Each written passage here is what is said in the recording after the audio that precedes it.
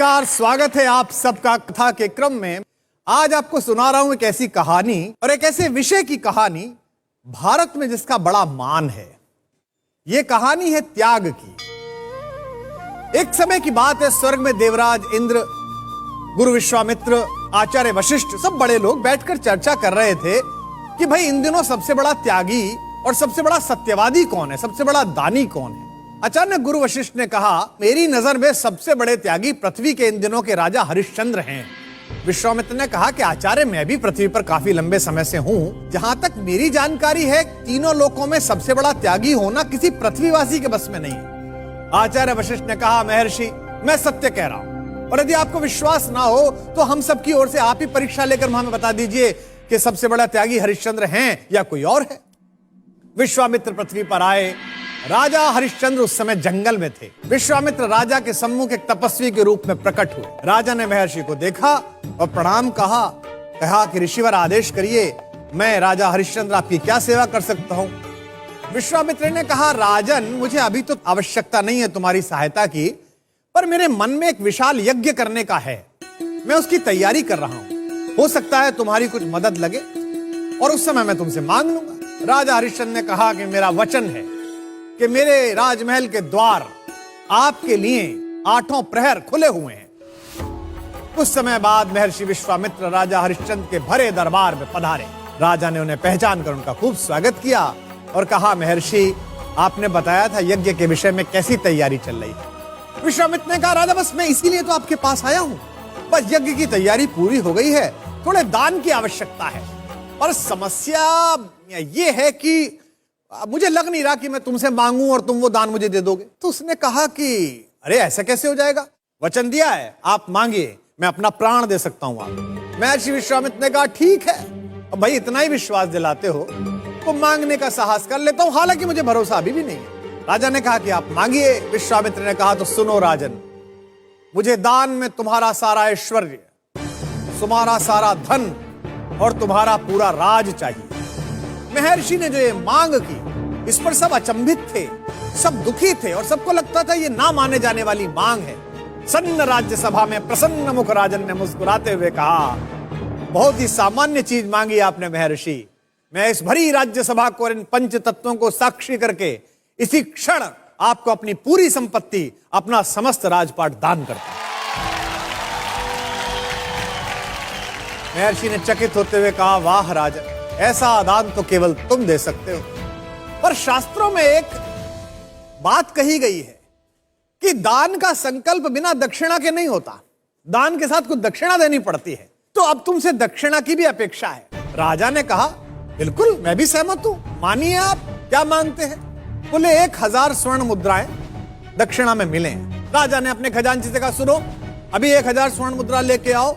खजांची उठने को हुआ तो विश्वामित्र ने उसे बढ़ जाके, बैठ जाओ, अब तुम्हारा राजा मैं हूं। कुछ ही क्षण पहले तुम्हारा राजा इस पूरी पृथ्वी का सारा राजपाट मुझे दान कर चुका है, और दान दी हुई वस्तु में से दान लेकर दान क्या करना? महाराज बोले, क्षमा करिए महर्षि, मैं भूल गया था। मैं संध्या तक आपको 1000 स्वर्ण मुद्रा दक्षिणा के रूप में दे दूंगा। महर्षि ने कहा, ठीक है, लेकिन शाम तक यदि मुझे दक्षिणा न दे पाए तो मैं तुम्हारा दान तुम्हें वापस लौटा दूंगा। चिंता में पड़े हरिश्चंद्र अपनी पत्नी तारा, जिन्हें कहानियों में और शास्त्र में शैव्या भी कहा जाता है, और अपने छोटे पुत्र रोहित को लेकर बाहर निकले। जब आदमी राज्य सत्ता में होता है, जब शक्ति में होता है, तो उसको लगता है कि सब कुछ सुलभ है, लेकिन संसार इतना आसान नहीं है। अब राजा सामान्य मनुष्य थे, कौन उन्हें 1000 स्वर्ण मुद्राएं देता? तो राजा ने स्वयं को दासों के दरबार में खड़े होकर कहा, मैं स्वयं की बोली लगाता हूं, जो मुझे खरीद ले, पर मुझे 1000 मुद्राएं चाहिए। नगर के द्वार पर जब हरिश्चंद्र ने यह ऐलान किया तो बड़े बड़े सेठ पीछे हट गए, कोई सामने नहीं आया। बनारस के उस घाट पर, गंगा के किनारे, शमशान में शवों की अंतिम क्रिया कराने वाले एक डोम ने सोचा, दास की तो मुझे भी आवश्यकता है। उसने हरिश्चंद्र को 1000 स्वर्ण मुद्राएं देकर कहा कि जाओ, मैंने तुम्हें खरीद लिया। उन 1000 मुद्राओं को हरिश्चंद्र ने महर्षि को दक्षिणा के रूप में समर्पित किया और शाम होने तक स्वयं अपने मालिक अर्थात उस डोम राजा के पास लौट आए। अब चूंकि पति स्वयं को बेचकर दास बन चुका था, इसलिए पत्नी का भी पति पर कोई अधिकार नहीं था। दिन बीतते गए। जिस महारानी के सुंदर शरीर को धूप तक छूने से पहले दरबार से आज्ञा लेती थी, वो एक छोटे से घर में सुविधाहीन जीवन से लड़कर इतनी मलिन हो गई थी कि पहचान में नहीं आती थी। अचानक एक दिन दुर्भाग्य ने और बड़ा विष रोपा। आधी रात हरिश्चंद्र शमशान की व्यवस्था देख रहे थे कि एक स्त्री के रोने की आवाज उन्हें सुनाई दी। एक स्त्री हाथ में एक छोटे बच्चे का शव लेकर बाहर खड़ी हुई। उन्होंने पूछा कि आपको क्या समस्या है। घूंघट डाले हुए इस स्त्री ने कहा कि मेरा इकलौता बच्चा आज बाहर खेलने गया था, एक जंगली सांप ने उसे काट लिया और उसकी मृत्यु हो गई है। मेरे पास कोई धन नहीं है कि मैं इसका कफन आदि का प्रबंध कर सकूं। जब वो कह रही थी तभी हरिश्चंद्र को लगा ये आवाज पहचानी हुई है। हरिश्चंद्र ने कहा आपके पुत्र का नाम क्या है? तो उन्होंने कहा मेरे पुत्र का नाम रोहित है। और आपका नाम क्या है? उसने कहा मैं तारा हूं श्रीमान। उसका चेहरा उठाकर देखा तो वो उनकी पत्नी थी। दोनों पति पत्नी रोने लगे। बच्चे का शव नीचे रख दिया गया। अब तारा ने कहा स्वामी अब इसके अंतिम संस्कार की व्यवस्था करिए। हरिश्चंद्र ने कहा वो तो ठीक है, लेकिन कफन के बिना इसका अंतिम संस्कार नहीं हो सकता और कफन के लिए इस शमशान का मूल्य चुकाना होगा। तारा ने कहा कि प्रभु आप तो जानते हैं कि मेरे पास एक फूटी कौड़ी भी नहीं है।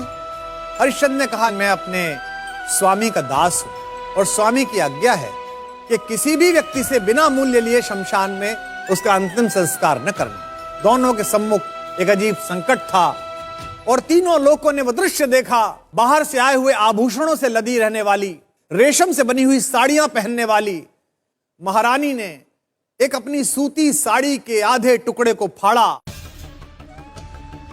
और कहा कि मैं आधी साड़ी से अपना शरीर ढक लूंगी और आधी को आप कफन लेकर अपने पुत्र रोहित का अंतिम संस्कार करके अपने कर्तव्य का पालन करें। आकाश में बिजली कड़की। तीनों लोकों के देवता इस दृश्य को देखने लगे। महर्षि विश्वामित्र प्रकट हुए और उन्होंने भीगी आंखों के साथ हरिश्चंद्र को गले लगाया और उन्होंने कहा वत्स ये केवल तुम्हारे और तुम्हारे कुल का ही साहस है जो सत्यनिष्ठा और त्याग की इस इतनी बड़ी परीक्षा में सफल रहे।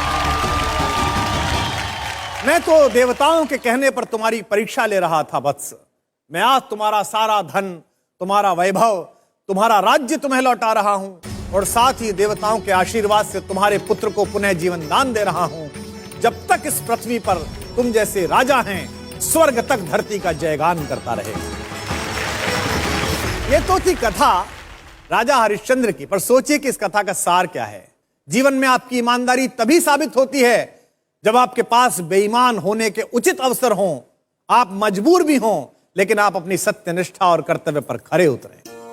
परम सत्ता अगर आपको चुनौती दे रही है अपने नैतिक मूल्यों से हटने की, तो आप सम्मान कर चलिए कि अगर आप इस चुनौती से कुशलता पूर्वक पार उतर गए तो समय के शिलालेख पर आपका नाम भी राजा हरिश्चंद्र की भांति सोने के अक्षरों से